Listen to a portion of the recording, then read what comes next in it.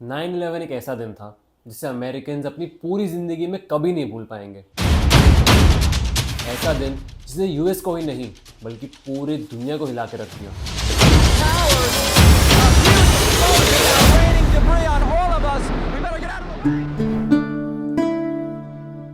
3,000 लोग मारे गए और 6,000 लोग इंजर्ड। पर इन सब के बीच जब पूरी दुनिया अपनी नज़र टीवी पर गाड़ के बैठी थी, तब कुछ लोगों ने इस हादसे को कैपिटलाइज करने के बारे में सोचा। इस वीडियो से हम यही जानेंगे कि कैसे दुनिया के सबसे बड़े हादसे के वक्त कुछ लोगों ने अपनी सबसे बड़ी संपत्ति इकट्ठा करी। ये वीडियो है about the vultures of wall street. फिर यूनाइटेड एयरलाइंस की फ्लाइट 93 सैन फ्रांसिस्को के लिए न्यू जर्सी से उड़ान भरती है। कुल मिलाकर इन सारे फ्लाइट्स में 284 लोग मौजूद थे, लेकिन इन 284 लोगों में से 19 लोग थे टेररिस्ट, जो कुछ देर बाद इन फ्लाइट्स को हाईजैक करने वाले थे। 8:46 पे पहला क्रैश होता है।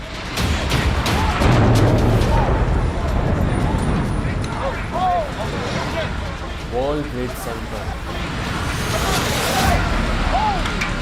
एक WTC के साउथ टावर में Apparently that was another plane. We have a witness who we just spoke to a moment ago. We're hearing from Carlton. दूसरा पेंटागन में यूएस डिफेंस डिपार्टमेंट का headquarters. Jim Miklasevsky has some new information at the Pentagon. I hope you'll stand by and continue to talk with us, Nick. आखिरी वाले की कहानी थोड़ी अलग है। आखिरी वाला प्लेन था यूनाइटेड एयरलाइंस का फ्लाइट 93।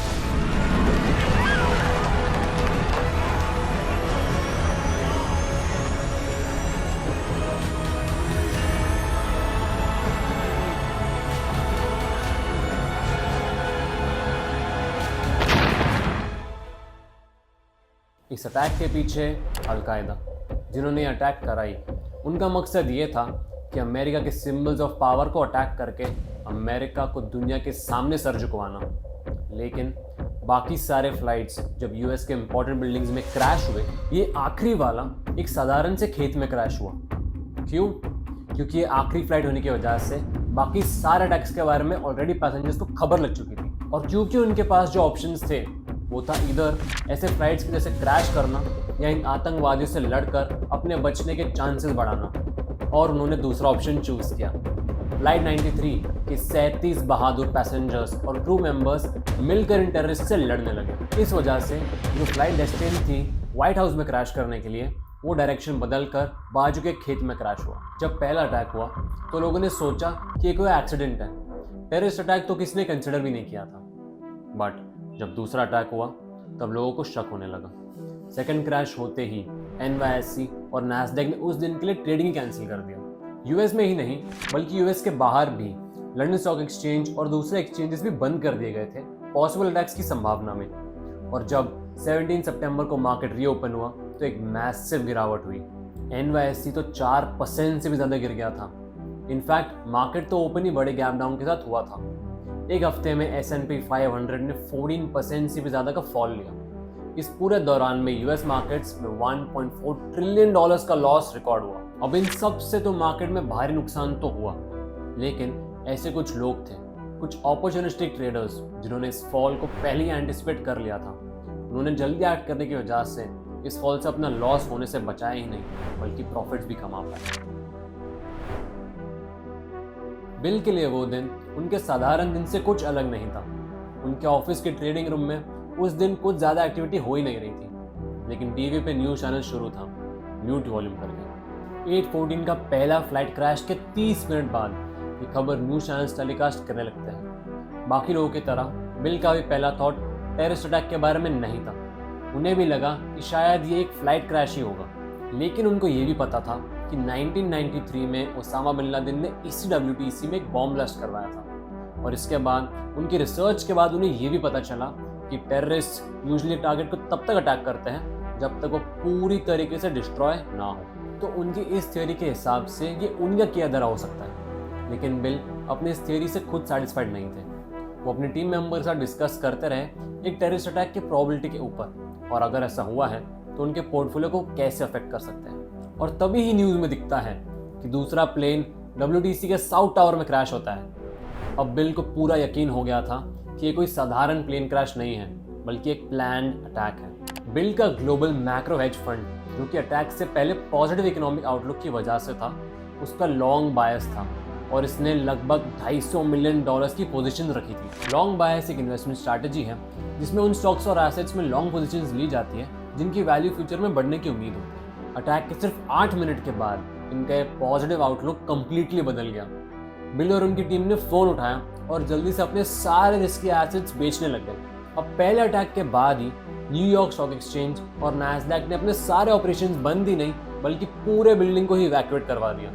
इस वजह से बिल और उनकी टीम के लिए ट्रेड्स लगाना और उनके बाकी कॉन्टैक्ट्स को रीच करना मुश्किल हो रहा था, लेकिन बिल ने हार नहीं मानी। भले ही समय कम था लेकिन था, और एक काफ़ी था उनके लिए।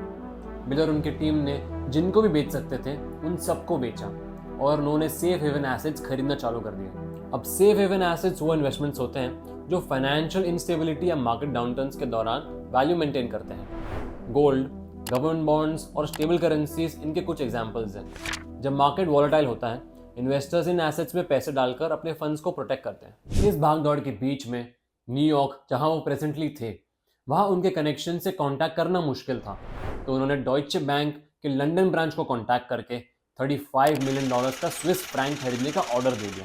क्योंकि स्विट्जरलैंड एक न्यूट्रल है और काफ़ी समय से ऐसे ही है, तो स्विस फ्रैंक्स जनरली ऐसे केओस के टाइम पर बाकी करेंसी से बेटर परफॉर्म करती है। अभी के केस में US डॉलर के अगेंस्ट जिसका भाव इन अटैक्स के चलते गिर रहा था, नेक्स्ट उन्होंने लंदन फ्यूचर एक्सचेंज के थ्रू $300 मिलियन से भी ज़्यादा फ्यूचर्स कॉन्ट्रैक्ट्स में इन्वेस्ट किया। उनका ये मानना था कि दुनिया भर में इंटरेस्ट रेट्स गिर जाएंगे और लोग गवर्नमेंट बॉन्ड्स की तरफ आ जाएंगे, जिससे जिन फ्यूचर्स कॉन्ट्रैक्ट्स में बिल ने इन्वेस्ट किया, जो कि एक तरह का गवर्नमेंट बॉन्ड ही है, उनका प्राइस बढ़ जाएगा। अब ऑलमोस्ट US के सारे एक्सचेंजेस क्लोज थे, जिस वजह से बिल को लंदन के एक्सचेंजेस से कॉन्टैक्ट करना पड़ा था। लेकिन अब एक फॉलोअप टेररिस्ट अटैक का पॉसिबिलिटी को देखकर लंदन के एक्सचेंजेस को भी बंद कर दिया गया। अब US और लंदन एक्सचेंजेस के बंद होने के बाद बिल ने अपने दोस्त केनी को कॉल लगाया। केनी शिकागो के टॉप फ्यूचर ब्रोकर्स में से थे। केनी को बिल उनके फंड के लिए यूरो डॉलर फ्यूचर्स कॉन्ट्रैक्ट्स खरीदने के लिए कहा। ऑल्दो केनी के लिए ये ऑर्डर एग्जीक्यूट करना काफ़ी मुश्किल साबित हो रहा था ऐसे सिचुएशन के चलते, लेकिन फिर भी वो डटे रहे और बिल के फंड के लिए $350 मिलियन का यूरो डॉलर फ्यूचर्स कॉन्ट्रैक्ट्स खरीद पाए। पहले अटैक के ठीक 2.5 घंटे बाद US के आइकॉनिक ट्विन टावर्स धूल बन चुके थे। पेंटागन, US का डिफेंस का हेडक्वार्टर्स आधा बर्बाद हो चुका था। 3000 से भी ज़्यादा लोग मारे चुके थे और जैसे उन्होंने सोचा था वैसे ही अटैक के बाद के दिनों में पहले तो US डॉलर्स गिरने लगे और स्विस, जापानीज और ब्रिटिश करेंसीज US डॉलर्स के अगेंस्ट बेटर परफॉर्मेंस करने लगे। उनके फंड्स के वजह से ना कि सिर्फ इन्वेस्टर्स के फंड्स डूबने से बचे, बल्कि फंड्स प्रॉफिट्स भी कमा पाए। 9/11 जैसा समय एक इंसान की जिंदगी में कम ही आता है, लेकिन क्विक एक्शन और स्मार्ट डिसीजन मेकिंग हर एक वक्त के लिए ज़रूरी होता है। स्टॉक मार्केट्स में एक्टिवली इन्वॉल्व होने वाले लोगों के लिए ये क्वालिटीज़ काफ़ी इंपॉर्टेंट है, पर ज़रूरी नहीं है कि सबके पास ये क्वालिटीज़ हों, and that is perfectly alright. और इसलिए ही ट्रेड बुक आपकी इस जर्नी में आपके हर कदम पे असिस्टेंस के लिए आपके साथ रहता है। ट्रेड बुक के AI के थ्रू अब ना सिर्फ एक सही इन्वेस्टमेंट कर पाओगे, बल्कि जैसे बिल ने किया, गलत इन्वेस्टमेंट से भी निकल पाओगे। स्टॉक रिपोर्ट के थ्रू ये जान पाओगे कि आपके पोर्टफोलियो के कौन से इन्वेस्टमेंट्स को कब बेचना या उनको कब तक होल्ड करना है, क्योंकि एक गलत इन्वेस्टमेंट पर अड़े रहने की वजह से आपके पोर्टफोलियो का ओवरऑल स्ट्रेंथ पर गलत असर पड़ सकता है। तो ट्रेड बुक के साथ के इन्वेस्टमेंट जर्नी को सुपरचार्ज करें और अपना वेल्थ ग्रो करें। So that was it for today. Until next time.